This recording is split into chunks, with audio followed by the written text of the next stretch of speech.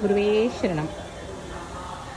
தமிழ்நாட்டில் உள்ள அஷ்ட நரசிம்மர் தலங்களில் சென்னைக்கு மிக அருகில் குடைவரை கோவிலாக பாடலாத்ரி நரசிம்ம பெருமாள் திருக்கோவில் என்கிற இந்த இடம் ஜபாலி மகரிஷி தவம் செய்து அவருடைய வேண்டுதலுக்கு இணங்க நரசிம்மர் உக்ரகோலத்தில் அவருக்கு இங்கே தரிசனம் கொடுத்ததாக ஐதீகம்.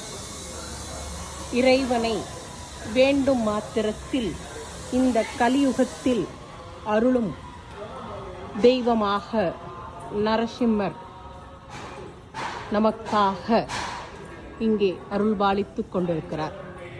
நரசிம்மர் என்றாலே ஒளி பிழம்பு என்றொரு அர்த்தம். ஒரு முறை இந்த குடைவரை கோவிலை நாம்